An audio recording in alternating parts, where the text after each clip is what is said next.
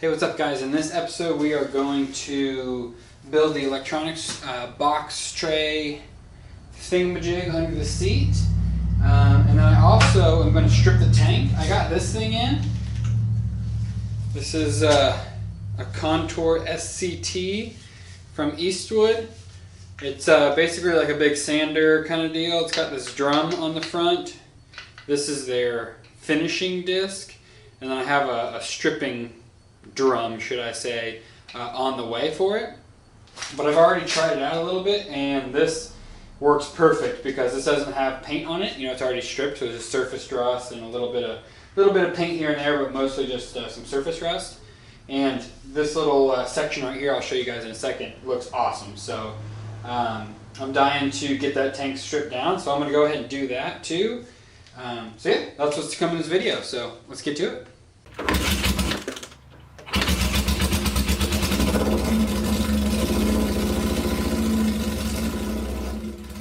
Here's a quick shot of just a little test section I did with this. So look at that. I mean, that's like nice brushed, finished, and not even exaggerating, that took not even 20 seconds to do. So I'm super excited about this tool. I'm gonna go ahead and, you know, I'll throw a GoPro up, whatever, and do a time lapse, and we're gonna try to strip as much as that tank. I don't know how close I'm gonna be able to get to here. I don't know how it's gonna work with, you know, where the emblems mount, but we're gonna go ahead and strip it down as much as we can.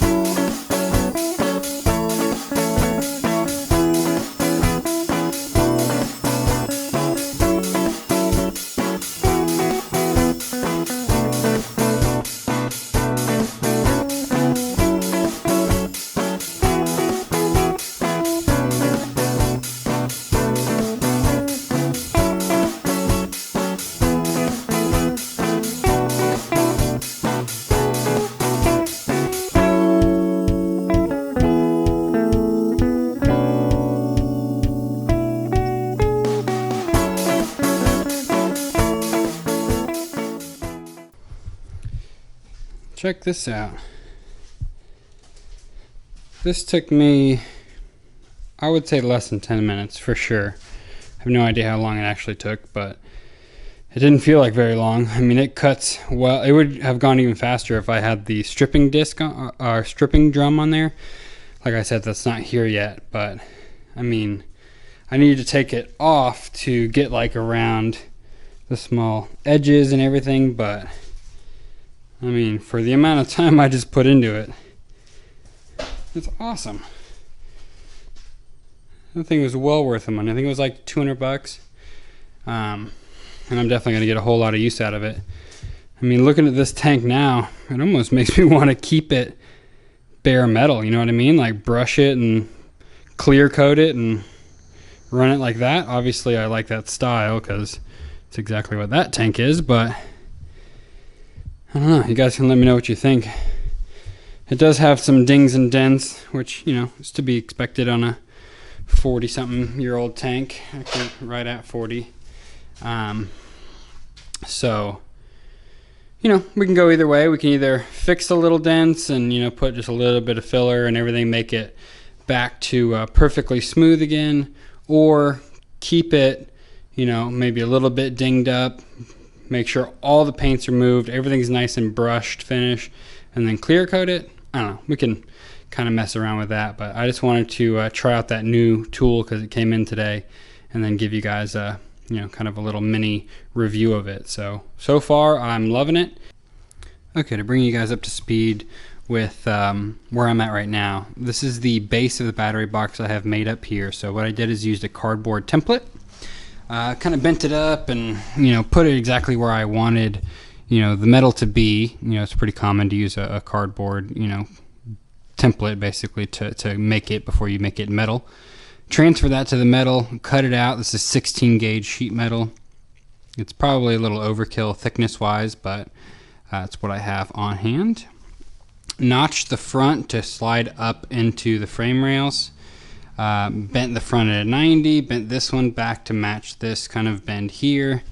So this is where I'm at right now. So basically now these two blue lines on here are directly straight down from the inside of the frame rail. I'm going to go ahead and trim that base piece so that I can have just a nice straight piece of metal to, basically be the walls on each side. I don't have to do any kind of craziness or anything to make it fit. It'll be just a nice straight piece on each side. So I'm going to go ahead and throw that in the bandsaw and just trim those two out. And then once I have that, I can take this off, lay it down flat on a piece of sheet metal, transfer the shape, cut it out, and we'll be ready to weld the sides on. So I'll bring you back after I trim this out and we have the sides ready. I'll tape the sides in place and do a little mock fitment before we weld anything. So I'm going to go ahead and trim those, and then I'll bring you guys back. Give you guys a look at kind of the progress I've made. So the base is kind of all shaped and ready to go. Obviously it's just in here kind of crooked right now because I can't hold on to it, but these are the sides that I have made up. So they fit pretty well.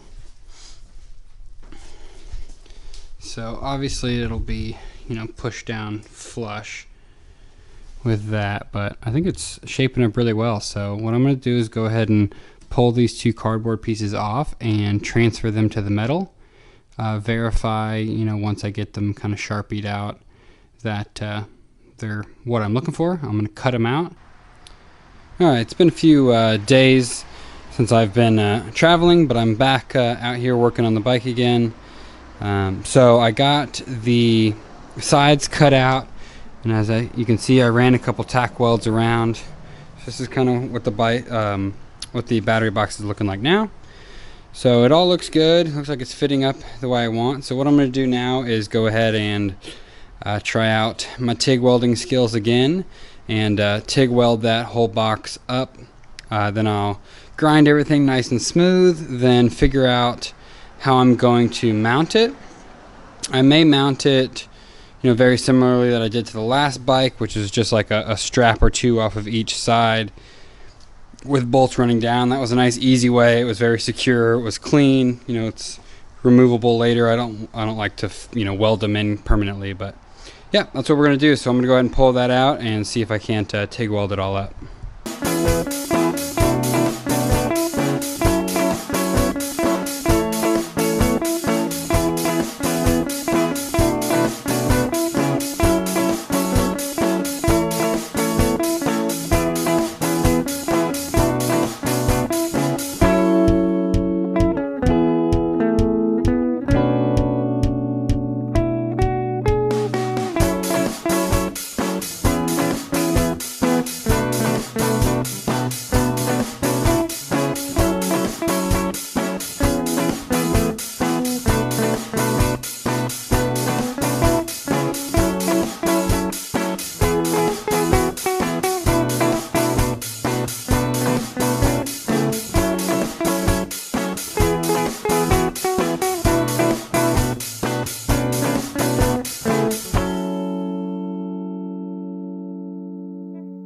Got the sides all welded on and smoothed out. Hopefully you can see that. Looks really good. Can't even tell that it was multiple pieces, which is exactly the idea. For mounts, what I did is I took a piece of 3-inch angle iron. Well, it's 1-inch angle iron, 3 inches long. Welded it since it was a perfect 90. Welded it to the inside of the box, drilled 2 holes using 1 factory hole in this little bracket right here to mount it to the front. Back, just welded on a little piece of flat bar right across the back here, drilled 2 holes for it, and then that's how it's welded on from back there. So battery box is done, nice and symmetrical. You can kind of see what it looks like from the side. Once it's painted black and everything, it's gonna blend in pretty nice. So that's most of the fabrication on that is done. All I need to do now is drill some holes in it. I'm not going to do the same thing I did on my last bike where I relocated the ignition switch and everything into there, because the ignition switch on this bike is already in a decent location right here, you know, above the exhaust, right below the gas tank. And then I am still using the factory switches on the handlebars, so I don't need to put the start switch or anything down there anyway. So we're going to keep it nice and clean. So really what I need to do is just drill a hole big enough for you know, some of the connectors to put the wiring in there. So yeah, we'll just take a hole saw or whatever and drill a good size hole in the front. And I need to get a grommet for that, so you know, the wires aren't rubbing directly on metal and get cut through. So yeah, that's pretty much going to do it for the battery box. Alright guys, I cut the hole in the front of the battery box, and I'm putting a couple of coats of paint on it now. Then that'll be completely done. So next step after this is going to be figure out what exactly I want to do about a rear tail light. I may build a little, I was talking about earlier, a little fender for it, kind of mount the light, figure something out like that, paint the back of the frame, and then start to put all that back together. Then we still have to swap the forks and figure out if I'm going to rebuild these or use the replacement ones that came with the bike. I have to check them out and see which one's going to be better, see if both of them need to be rebuilt, figure that part out. Then yeah, basically button up the whole front end. I got to figure out what I'm going to do about a front fender. Probably going to modify this one a little bit. Then we still have the gas tank, so quite a bit more to do. Going to probably do the gas tank sooner than later. I'm going to be filling it up with a Vapo Rust and some nuts and bolts and stuff like that maybe. I don't know, try to figure out something there to help clean out the inside. I did completely strip it already, so you can see. So the outside's about ready to start body work. I just want to make sure I get the inside nice and cleaned out first. So one last thing I want to talk about in this video is I checked out that tblaster.com website. I don't know if you guys know anything about that, but basically you can design a t-shirt and then promote it on your channel, and then people can buy it, and it kind of helps support the channel and stuff like that. So I will put up the t-shirts that I designed, just kind of like a rough draft, on the screen now, so you can see what they look like. And then I'll leave a comment down below and just throw a thumbs up on that comment if you would even be interested in doing that, because it's not worth doing unless like a decent amount of people are into it. I'm sure I may not have enough subscribers yet to have it kind of be worthwhile, but throw a thumbs up on that comment if that's something you'd be interested. The t-shirts are the highest quality I can get is American Apparel, and they run right at like $20 a piece.